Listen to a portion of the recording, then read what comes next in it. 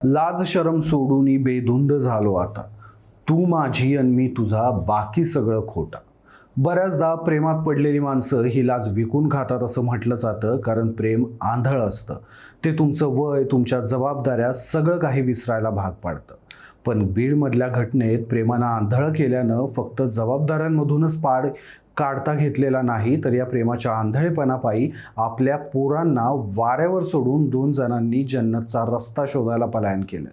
बीडमध्ये एका विवाहितेचं विवाहित पुरुषावर प्रेम बसलं. या दोघांनाही मुलं आहेत आणि दोघांनाही पोरांना वाऱ्यावर सोडलंय. आपल्या लग्नाच्या जोडीदारांना राम भरोसे सोडत एकमेकांसोबत धूम ठोकलीये आणि आता त्या दोघांच्या लग्नाचे जोडीदार आपापल्या पोरांना घेऊन पोलीस स्टेशनला पोहोचलेत. या घटनेनं संपूर्ण गाव संभ्रमावस्थेत आहे. पिक्चरच्या स्टोऱ्या आता आपल्या गावापर्यंत पोहोचल्यात असं म्हणत गावातल्या पारावर बसलेल्या म्हाताऱ्यांनी तंबाखू मळत पळून गेलेल्यांच्या 7 पिढ्यांचा उद्धार करायला सुरुवात केली. नक्की काय आहे हे सगळं प्रकरण, कुठं घडलं, हे सगळं काय झालंय नक्की, सगळं समजावून सांगतो पुढच्या काही मिनिटात. नमस्कार, मी शशी आणि तुम्ही पाहताय कट टू कट. सगळ्यात अगोदर आपण यातली पात्र समजून घेऊ. पळून गेलेल्या महिलेचं नाव रसिका आहे असं समजूयात. तर रसिका ज्याच्यासोबत पळून गेली त्याचं नाव दीपक गृहीत धरू. तर या रसिकाचं लग्न काही वर्षांपूर्वी बीडमधल्या सुनील सोबत झालेलं. 26 वर्ष रसिकाला 4 मुलं होती. तिचा नवरा सुनील हा हॉटेलमध्ये कामाला होता. दिवसभर आपल्या नोकरीच्या निमित्तानं सुनील बाहेर असायचा. खाऊन पिऊन समाधानी म्हणता येईल असं हे कुटुंब होतं. रसिका दिवसभर नवरा कामाला गेल्यानंतर आणि मुलं शाळेत गेल्यावर घरी एकटीच असायची. गावखेड्यात भावकी असते. लग्न होऊन नवऱ्याच्या घरी आलेल्या रसिकाचं कामानिमित्त भावकीतल्याच इतर घरी येणं जाणं व्हायचं. समोर कोणी दिसलं तर बोलणं व्हायचं आणि अशातच तिची गाठ पडली ती नवऱ्याच्या म्हणजे सुनीलच्या भावकीतल्या दीपक सोबत.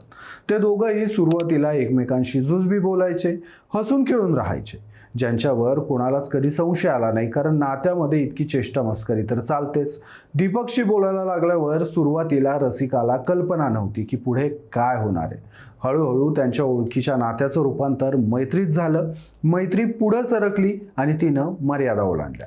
वासनेचा सर्प तुम्हाला कधी वेटोळे घालतो हे तुम्हाला देखील कळत नाही. रसिका आणि दीपकच्या बाबतीत देखील तेच झालं. हळूहळू त्या दोघांची जवळीक वाढली. त्या जवळीकीनं मर्यादा ओलांडल्या आणि त्यांच्यात ते संबंध प्रस्थापित झाले जे सामाजिक नियमानुसार व्हायला नको होते. पण रसिका बेफाम सुटली होती. तिच्या नवऱ्याला याची कल्पना नव्हती. तो बिचारा दिवसभर आपल्या बायकोसाठी आणि पोरांसाठी राबायचा. दिवसभर हॉटेलमध्ये काम करायचा. त्याच्या पाठीमागे रसिका काय गुण उधळतीये याची त्याला अजिबात शंका आली नव्हती. तो कामाला गेला की रसिकाला रानमोकळं सापडायचं. मुलं शाळेत गेली की ती आणि दीपक या दोघांच्या वासनेचा नंगानाच चालू व्हायचा. नाही म्हणायला या दोघांच्या नात्याची हलक्या आवाजात कुजबूज भावकीत सुरू झाली होती. पण सुनील या कुजबुजीपासून कोसो लांब होता. खरं तर दीपक देखील विवाहित होता. दीपकला 2 मुलं होती. घरी सुंदर बायको होती. पण 4 लेकरांच्या आईवर दीपकचं असं प्रेम बसलं की त्याच्या पोटची लेकरं, लग्नाची बायको त्याला काहीच दिसत नव्हतं. असं म्हणतात ना, दिल आया गधी पे तो परी भी क्या चीज है. दीपकच्या बाबतीतही असंच घडत होतं. त्याचं वय अवघं 27 होतं.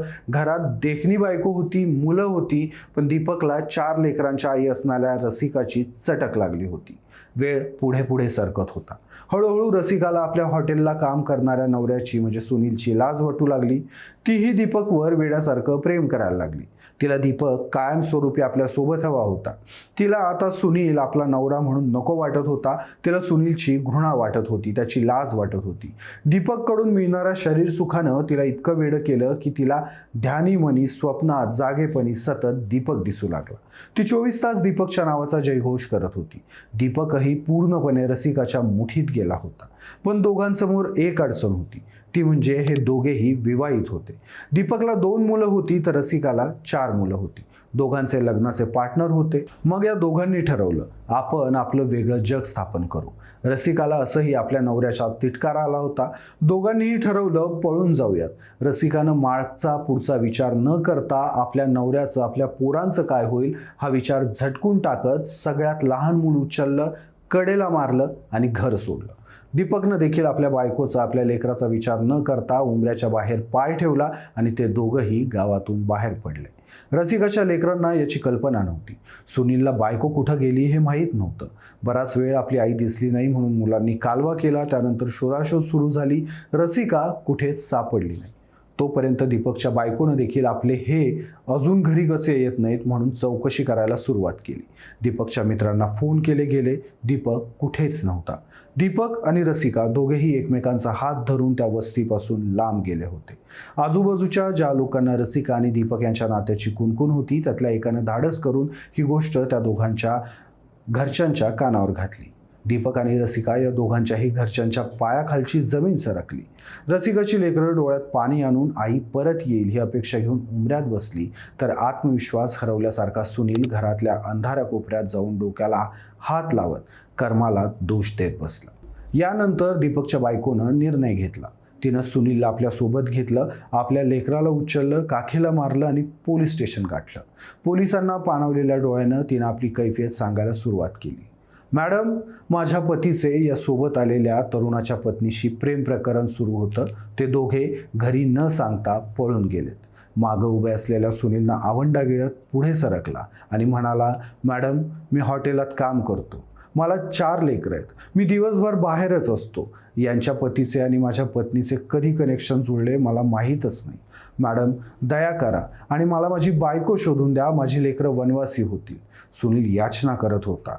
आता पोलीस त्या दोघांचाही शोध घेत आहेत. सूत्रांकडून मिळालेल्या माहितीनुसार ते दोघेही कपल म्हणून बीडमध्येच राहत असल्याचा संशय आहे.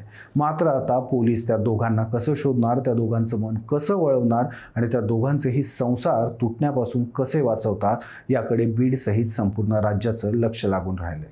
या प्रकरणानं अनेक गंभीर प्रश्न उपस्थित केलेत. 4 मुलांची आई असणाऱ्या रसिकाला एकदाही आपल्या लेकरांचं आपल्याशिवाय काय होईल असा प्रश्न पडला नसेल का? आपला नवरा आपल्याशिवाय आपल्या मुलांना एकटा कसा वाढवेल हा विचार एकदाही तिच्या डोक्यात आला नसेल का? आपला सोन्यासारख्या लेकराला आणि बायकोला आपण 4 लेकरांच्या आईसाठी वाऱ्यावर सोडून जातोय. त्यांचं भविष्य काय असेल हा विचार दीपकच्या मनात एकदा सुद्धा आला नसेल का? तुमची या सगळ्या प्रकरणाबाबत काय मतं आहेत? अशा घटना का घडतात? हे थांबवायचं कसं? प्रेमात आंधळे होऊन आपला संसार मोडणाऱ्या लोकांना कसं थांबवायचं? तुमची मतं मला कमेंटमध्ये आवर्जून सांगा. व्हिडिओ आवडला असेल तर व्हिडिओला लाईक करा, शेअर करा आणि कट टू कटला सबस्क्राईब करायला विसरू नका.